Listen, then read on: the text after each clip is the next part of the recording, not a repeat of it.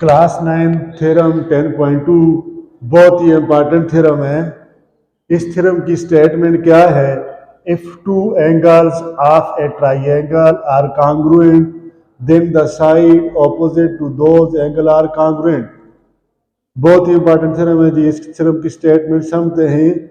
ये थ्योरम कह रहा है कि अगर आपके पास एक ट्राइंगल हो और उसके दो एंगल आपस में इक्वल हो तो ऑपोजिट साइड आपस में क्या होंगी जी? कॉन्ग्रुएंट होंगी। देखिए फिर मैं आपको समझाता हूँ कि इसके कहने का मतलब ये, अगर ये वाला एंगल सपोज हम कहते हैं 30 डिग्री के, ये वाला भी एंगल कितने के? 30 डिग्री का, तो दोनों एंगल आपस में क्या हो गए? कॉन्ग्रुएंट हो गए ना, बराबर हो गए ना। तो फिर कहते हैं कि ये जो ऑपोजिट साइड है ये आपस में कॉन्ग्रुएंट होंगी। क्या मतलब? अगर ये 10 सेंटीमीटर की है तो ये भी कितनी की होगी? 10 सेंटीमीटर की होगी। तो इस थ्योरम की जो आपके पास पूरी बॉडी है, सबसे पहले उसमें देखेंगे गिवन, फिर टू प्रूव होगा, फिर कंस्ट्रक्शन होगी, प्रूफ में हमारे पास स्टेटमेंट और रीजन होगी। ठीक है। तो हम क्या करते हैं, ये हमारे पास ट्राइंगल, इसका नाम रखते हैं ABC। ये हमारे पास ट्राइंगल है। ठीक है जी। तो गिवन में लिखेंगे इन, ये निशान किसके? Triangle ABC। In triangle ABC angle B is congruent to angle C। ये हमें गिवन है। If two angle of a triangle are congruent, मतलब ये कि ये angle B is congruent to angle C। ये हमने क्या है जी? गिवन है। To prove then the side opposite to those angle are congruent. हमने ये प्रूव करना है कि AB side is congruent to AC side. AB side, ये निशान किसके? साइड का। AB side is congruent to AC side. ये हमने प्रूव करना है।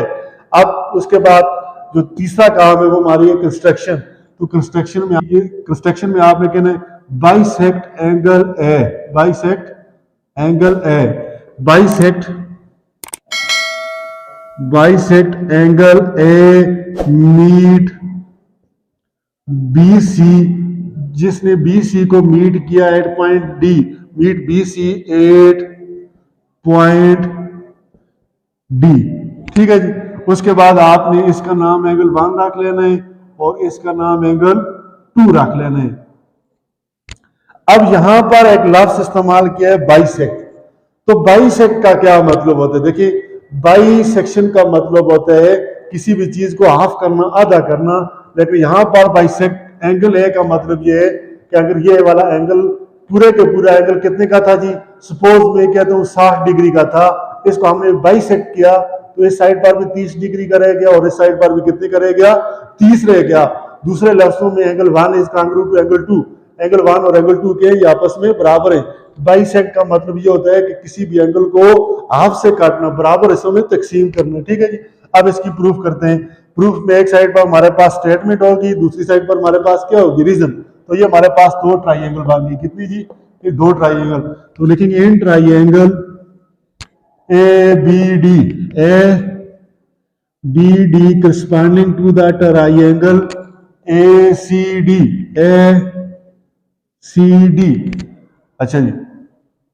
अब इसमें लिखते हैं, देखिए सबसे पहले कॉमन, देखिए AD एक ऐसी साइड है जो इस ट्राइंगल में भी आ रही है और उसमें भी आ रही है।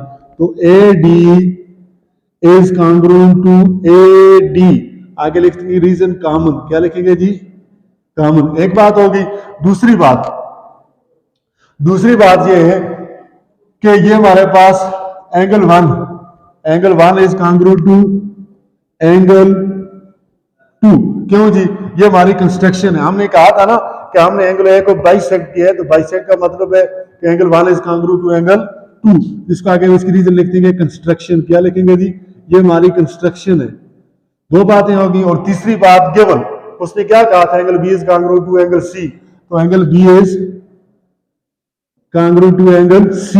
इसको आप लिखेंगे। इसकी रीजन क्या है जी? गिवन।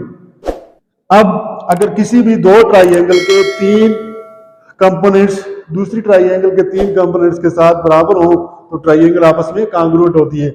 इसका मतलब ये हुआ देयरफॉर, ये दो नुक्ते नीचे और एक ऊपर का मतलब होता है therefore triangle ABD is congruent to triangle A C D ये वाली triangle A B D congruent होगी ए सी डी के। क्यों जी? एंगल साइड ये हमारे पास क्या है जी? Side angle is congruent to side angle side angle is congruent to side angle दोनों ट्राइंगल आपस में क्या होगी? कांग्रुएंट। अब जब ट्राइंगल आपस में कांग्रुएंट है तो इसका मतलब ये हुआ कि A B side is congruent to A C side A B side is congruent to A C side. क्या लिखेंगे? Corresponding sides of congruent triangle sides of congruent triangles. ठीक है जी। देखिए यही हमने प्रूव करना था कि A B is congruent to A C side. A B side किसके कांग्रुएंट होगी? A C side. तो ऐसी ट्राइंगल जिसके हमारे पास दो एंगल आपस में इक्वल हो तो उसकी करस्पॉन्डिंग साइड भी आपस में क्या होती है? इक्वल होती है। इसे कहते हैं आइसोसेलेस ट्राइंगल। क्या कहते हैं जी? Isosceles triangle.